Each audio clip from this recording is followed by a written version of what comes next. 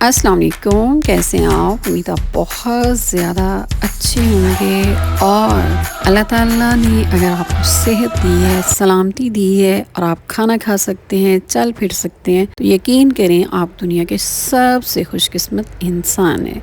आज की इस वीडियो में आप देखेंगे कि गजरेला कैसे तैयार किया जाता है और गजरेला तैयार करने का जो तरीका मैं आपके साथ शेयर करूंगी वो बहुत ही सादा है और बहुत ही आसान है। बहुत ही सादा तरीके से बेहद मज़े का गजरेला तैयार कर सकते हैं। ये छोटे छोटे पीसीज हैं गाजर के और इसको कद्दूकश नहीं कर रही मैं, इसको हम चॉपर में चॉप करेंगे और इसके छोटे छोटे पीसेस बन जाएंगे और इसी के साथ हम यानी गजरेला तैयार करेंगे। ये तकरीबन 1 किलो गाजर है। काटने और छीलने के बाद इसको कश किया जा रहा है। ये रेडी हो गया। 1 कप मेजरमेंट वाला जो कप होता है वो टोटा चावल है। चावल के जो टोटा मिलता है ये वो वाले चावल हैं और इसको साफ़ करने के बाद गर्म पानी में आधा घंटे के लिए भिगो के मैंने रख दिया है और अब इसको डालेंगे खुली कढ़ाई में या खुले बर्तन में बनाइएगा आप गजरेला, क्योंकि इसमें उबाल बहुत ज़्यादा आने की वजह से ये गिरता है, तो खुले बर्तन में बनाएंगे हम इसे। 1 किलो गाजर में आप देख रहे हैं 1 छोटा कप चाय का टोटा चावल बॉईल होने के लिए रख दिए। इसको छेड़ना नहीं है आपने। जब ये फूल जाएंगे, पानी अपने अंदर ऑब्जर्व कर लेंगे, तब हम इसे चम्मच के साथ अच्छी तरह इसको घुमाएंगे और ये फिसफिसा से हो जाएंगे।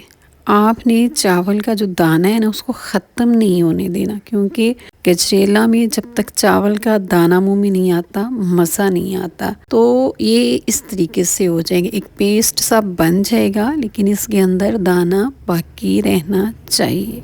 ठीक है जनाब। और इस तरह आपको थोड़ा सा चम्मच के साथ दबा लें अगर आपको लगे कि इसको मज़ीद थोड़ा बारीक होना चाहिए, तो आप इसे चम्मच के साथ अच्छी तरह ज़रा दबाते रहें। दबाने से ये इसके अंदर जो है दाना तो ख़त्म नहीं होगा, लेकिन ये ज़रा फिसफिसे से हो जाएंगे, थोड़े मज़े के हो जाएंगे। और आप डालेंगे इसमें गाजर। बेशक आप इसे कद्दूकश के साथ कश कर लें, लंबा लंबा कर लें, छोटा छोटा कर लें, इससे टेस्ट में कोई फ़र्क नहीं पड़ेगा। चावलों के साथ इसे अच्छी तरह मिक्स करें और अब इसमें डाल दें 1 किलो दूध। बस 1 किलो दूध आपने इसमें डालना है। डालने के बाद इसे अच्छी तरह मिक्स कर दें और साथ ही 4-5 हरी इलायची जो है वो डालनी है और ये साबुत डालनी है आप। और इसके साथ फुल क्रीम, ये देख रहे हैं आप, फुल क्रीम दूध की जो मलाई थी वो मैंने डाली है और ये तकरीबन 1.5 पाव के करीब है। 1 पाव से ज़्यादा है, आधा किलो से कम है।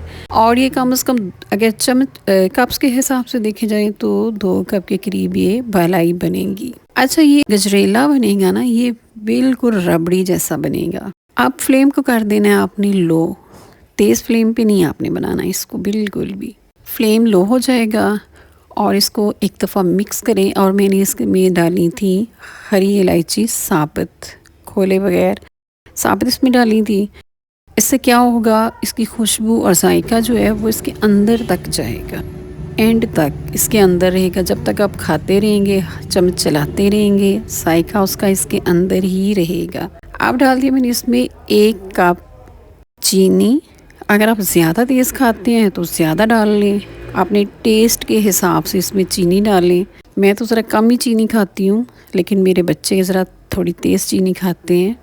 तो मशहूर है मेरा जी कि मेरा तो मीठे में भी मीठा नहीं होता, तो आप अपने हिसाब से डाल लीजिएगा। ये देखिए ये रबड़ी की तरह बनता जा रहा है। और अब क्या करना है, अब आपने दूर नहीं जाना, इसके पास रहना है और मुसलसल इसे चम्मच के साथ हिलाना है। जिस तरह वो रबड़ी बनाती है ना, तो साइड में जो लगता है ना घी की एक बलाई सी बनती है, तय बनती है, उसको भी इसके अंदर आप डालते जाएं।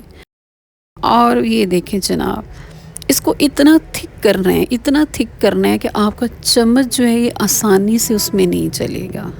और ये ही गाजर की खीर का मज़ा आता है। ये हर चीज़ यकजान हो जाएगी, यकजान होने के बावजूद आपकी ज़ुबान पे इसका टेस्ट रहेगा। ये देखिए, आप वो चम्मच से नीचे नहीं गिर रहा। तो गजरेला हमारा हो गया रेडी।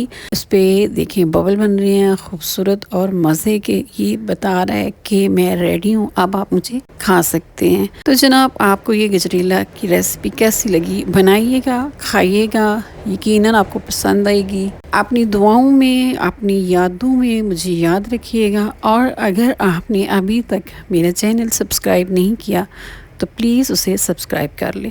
डेकोरेट करने के लिए जब ये बिल्कुल ठंडा हो जाए, डिश ओवर करें, ठंडा होने दें, फिर उसके बाद आप इसके ऊपर आपने जो डेकोरेशन करनी है वो आप कर सकते हैं। बिस्मिल्लाहिर्रहमानिर्रहीम। खाने के ऊपर अगर आप सूरह कुरैश पढ़कर दम कर दें तो खाना जो है वो हज़म होगा, वो आपके लिए तकलीफ़ का बाइस नहीं बनेगा। अपना ख्याल रखिएगा। फिर मिलेंगे एक नई और कारआमद मुफीद मज़े की रेसिपी के साथ। अल्लाह हाफ़िज़।